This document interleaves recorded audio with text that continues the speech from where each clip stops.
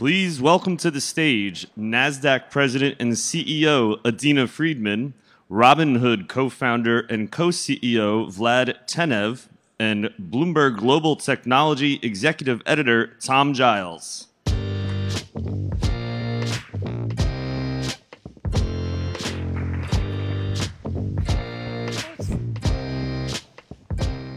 Well, thank you all for being here. Adena, Vlad, thank you so much for agreeing to join us today and to join us together, because I think you both represent some views that I think are going to be very enlightening for us as we think about next generation investing. So I want to start off talking about a subject that I know, Adena, you have some very strong feelings about. You talked at the Washington Post recently, and that's this idea that companies are staying private for so much longer, whether it's an abundance of venture capital, concerns about regulation, media scrutiny, guilty as charged. All of those things are conspiring to mean that companies like Vlad's are staying private. Tell us what about that raises concerns for you, and what are things that we can do, we should be thinking about doing to kind of encourage companies in Vlad's position, in Robinhood's position, to kind of make the jump a little earlier? Sure. Well, I think the first thing is that the public markets provide access to capital to millions and millions of investors. So if you want an average saver to have access to growth and exciting new companies, they really need to come into the public markets and make it so that they can invest in it through Vlad's platform, for instance. Therefore, if you think about it both from a wealth creation perspective as well as a wealth disparity issue in this country. So if only a few investors get access to these great growth companies, and you're going to continue to let them have that benefit of growth, whereas the average saver will be cut off from that. So it's important that those companies are motivated to come into the public markets. The issue is, of course, that there are a lot of reasons why companies today would prefer to stay private longer. First is there is a lot of capital out there ready to invest in those companies and allow them to grow without having to think through the discipline of the quarterly cycle. The SoftBank IPO.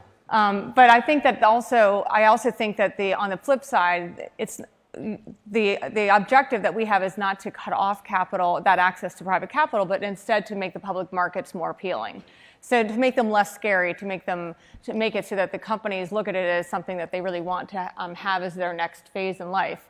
And that goes to, in terms of lowering some regulations around disclosure obligations, thinking about the litigation environment for public companies, as well as thinking about the way that investors look at things for the long term. So how do you encourage long-term thinking among the investing public? And all of those things are hard to do. So none of those are easy, but we are taking them piece by piece, working in Washington and trying to find ways to create positive change for the public markets. One idea that's been thrown out, just to stay on this for a second longer, is maybe quarterly reports going away and looking at biannual instead. What do you think about that?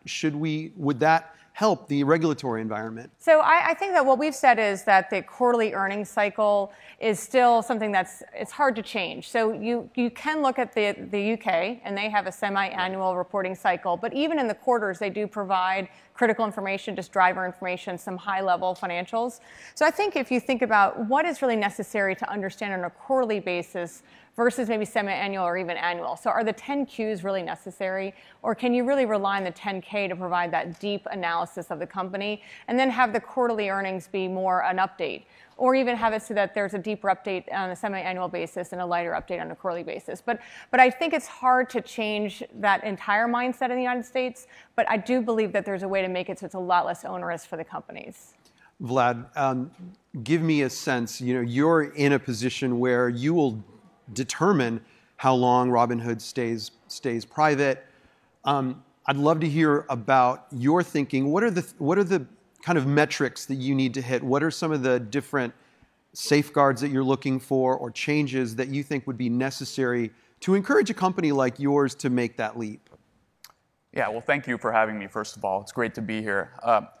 We've announced in the past that our intention is to build a public company and to go public. I think our situation is a little bit different because we are a capital markets company. We offer the ability for customers to invest and to trade. So it'll be very positive for our brand, for customers to one day be able to by Robinhood, using Robinhood, as Adena had mentioned, for other companies. And I think this is changing because on this chart here, you see that there's a lot more IPOs recently.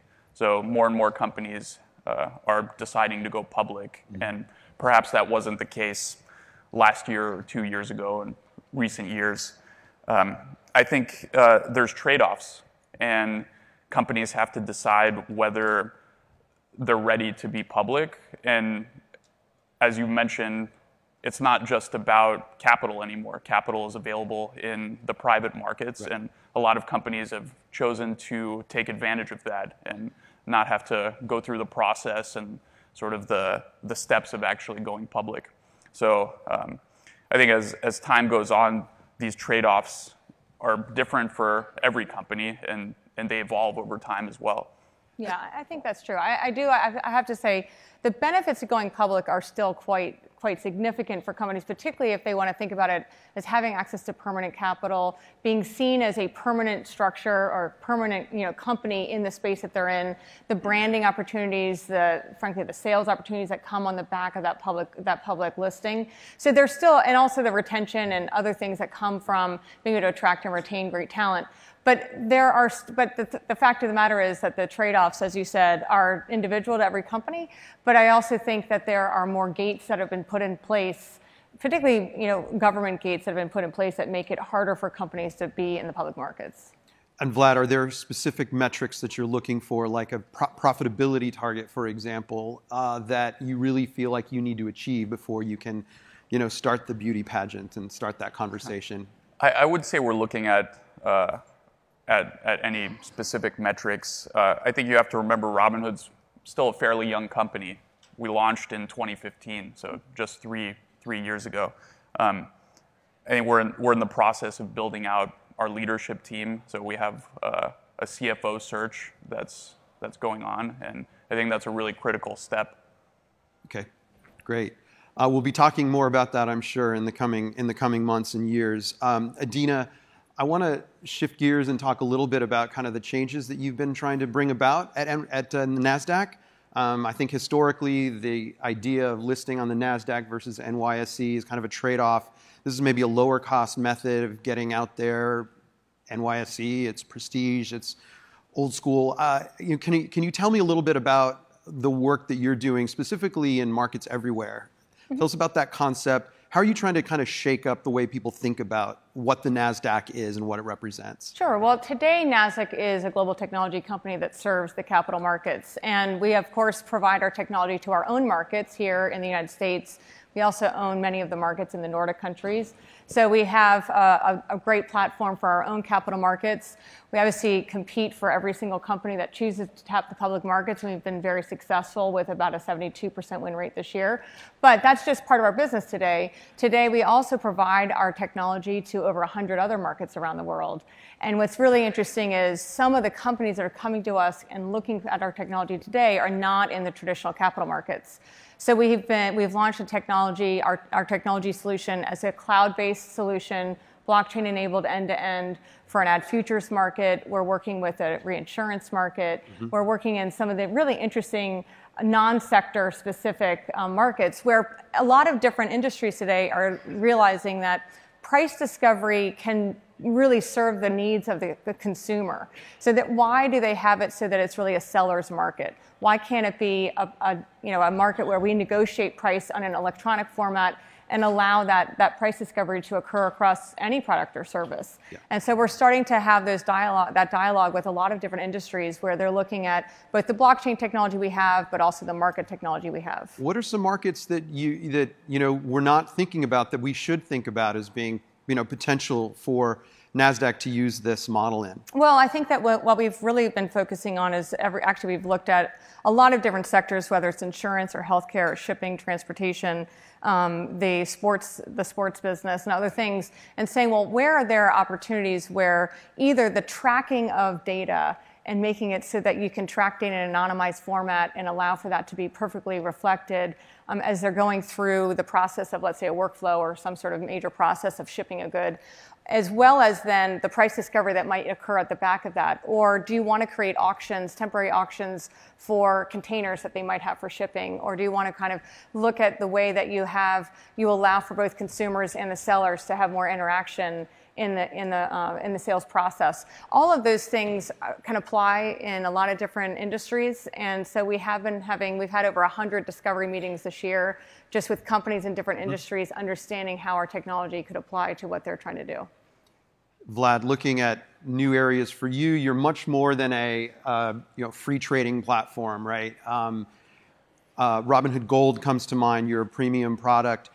As we see more brokerages toy with the idea of cutting their prices, maybe doing away with fees. I know we're not there yet, but if we move in that direction, isn't that going to put more pressure on you to kind of get people from being a user of just the free trading and onto kind of Robinhood Gold, for example?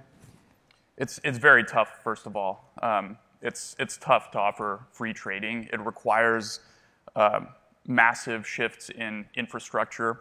A lot of these legacy companies in the space are running on technology that's decades old, running on mainframes, and they have manual processes where it's very tough to completely automate and change that, because in some cases there's hundreds or thousands of people actually doing these processes that have been working there for a very, very long time. So the advantage that we had is starting from scratch and being a beginner and thinking about it with a fresh perspective.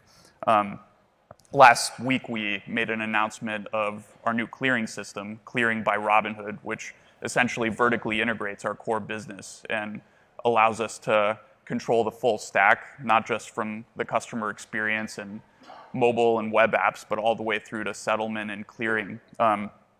So, I think you're right. We've expanded well beyond sort of free stock trading. We expanded into free options trading. Earlier this year, we launched commission-free crypto trading as well.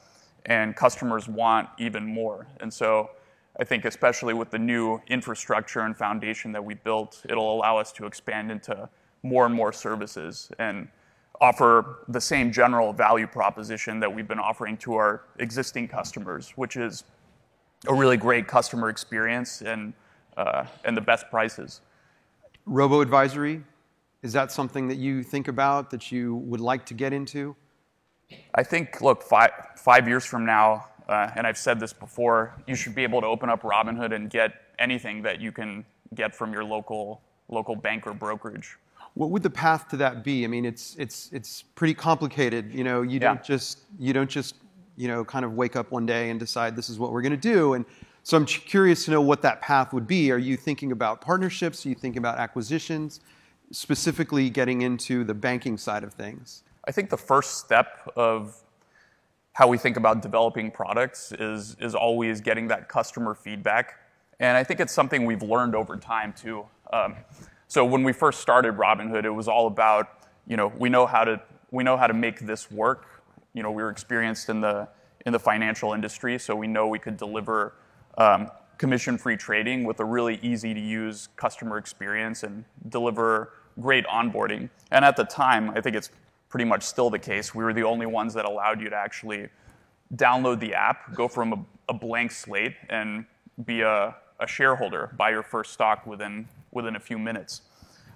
So customers have asked us for more and more things because they've developed such an attachment to the product.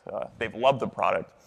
And so the first step is always figure out where customers are dissatisfied, what more they want, and where we can provide differentiated value. I think cryptocurrency is a good example because not a lot of companies that are similar to us, the legacy brokerages, haven't really entered that space. And we saw customers actually searching for cryptocurrencies in our product and being unsatisfied because obviously we were only allowing stocks at that time. So we try to keep you introduced that product. I know it's brought in a lot of customer uptake for you. Yeah. Has that been matched by volume in crypto trading? I think one interesting thing that we've seen with that is actually we think of it as sort of customers joining the Robinhood ecosystem. And we're still the only place where you can kind of get all of these different products in one place. So equities, crypto, and options. And a lot of customers sort of discover Robinhood through our cryptocurrency offerings and then end up discovering US equities and options and vice versa. So we think of it as sort of an entry point into just a broader investment experience. Got it. So crypto also represents opportunity for you. You've made some statements. I know there's been talk, there's been reports about maybe moving into a prediction tool for predicting the direction of crypto, possibly a platform for token trading for companies that want to issue one.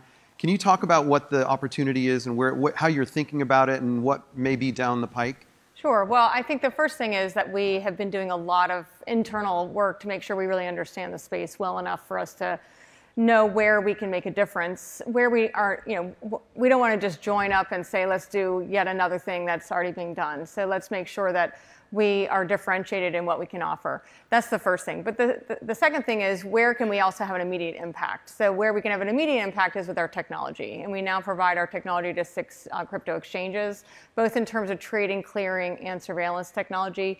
And we are finding continued really strong demand for our technology among the crypto markets that are coming into the market or that are established. So we also are lending our expertise, particularly in the surveillance area, to make sure that they're starting to think through how to oversee their markets, how to root out manipulation and things that could really harm the integrity of the markets.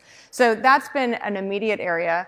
In terms of the predictive tool, we do have a product called Analytics Hub that provides alternative data. So we bring in alternative data, we normalize it, we cleanse it, and we then provide it in a similar, basically a format that can be ingested into different algorithms and different systems internally. I was listening to the prior speaker, and he was talking about more and more trading being, or investing decisions being done by algorithm, and the alternative data sets are critical to that. And one of the data sets that we are developing is kind of a crypto analytics or a predictive tool that allows people to use that within the crypto trading world. But in terms of us becoming a market ourselves, I think that's a much bigger step to take. We want to make sure that if we were to step into that part of the space, that we have the right partners, then we have the right approach, and then it's differentiated from the plethora of exchanges that are now out there in the space. Are you talking to potential partners at this point? We talk to a lot of people. So we have a team of people inside of Nasdaq that are specifically focused on understanding the space, meeting with a lot of firms, and understanding also what our clients are looking for so that we can make sure that we're making the right decision. How big is that group? How many people? It's a small team, but a very fun one. So I get to talk with them every week, and we have a great dialogue about all the different ways that we can get involved in the space. Cool, great. I'm sure we'll be talking more about that as well in the months to come. So in the last couple minutes, I just want to touch on a subject that I know is near and dear of top of mind for both of you, and that's order flow through the market makers. We've written about this. You guys posted a note on your website on Friday. Tell us a little bit why you felt a need to add that level of transparency to how you guys work with the market makers. Sure. So last Wednesday or Thursday, I believe, is when we published our announcement about Robinhood clearing by Robinhood, which is the infrastructural layer that I was telling you about. And while we were talking about that, we actually realized there were a lot of questions about how we route customer orders, how clearing may affect that. And so we published a letter and actually added a lot more detail to our FAQ to explain kind of precisely how orders are handled and executed and how we provide customers with best execution. And what's your response to the concern that working with Wall Street in that way kind of runs antithetical to the ethos of Robinhood? Look, I think the markets have become electronic. Like it was mentioned, it used to be that market makers were on the floor of exchanges and were actually trading paper tickets back and forth. And I think it's inevitable that there's going to be progress in that space, and there's big advantages by using technology, and nowhere more so than in market making. And so over the last few decades, as this shift has happened, spreads have narrowed dramatically. I mean, spreads are now roughly a penny, on the order of pennies, whereas 20 years ago it might have been, tens of pennies, dollars, perhaps even more. So I think customers have generally benefited from the electronic nature of market making. Adena, the more trading that happens there doesn't happen on exchanges like the Nasdaq. So what's your sense of, is there too much happening in this area? Well, I would say that there's a balance. So there's about 60 to 70% of the trading occurs within the exchanges that exist in the United States for equities, and about 30 to 40%, depending on the day, occurs off exchange. But the market makers that are accepting the flow from firms like Robinhood, they might execute some of that flow internally, and then they'll send some of that flow to the exchanges. So it's not that it's an either or. It's really a matter of, can they match it internally, provide a great price to Vlad's clients, and potentially even offer price improvement on the best bid and offer that's available. And if they don't have a way to match that internally, then they shift it over and send it into the exchanges. Would we like to have more of the order flow coming into the exchanges? Of course. Do we think that we provide an incredible service in terms of price discovery? We facilitated just in our options market last week in one day 24 billion messages. So we are incredibly high capacity, high resiliency, high throughput, and very fast. We're the best markets in the world. So we definitely would love to see more of that aggregation coming onto exchanges. But the balance is there to make sure that Vlad's clients have a great experience and have great price capabilities, and also to have great price discovery to keep those spreads narrow, to keep the depth of market deep and liquid. So it's an interesting balance that we strike today. Adena and Vlad, thank you so much. We've run over, but thank you for joining. Please, thanks for having us. Applauding our guest today. Thank you.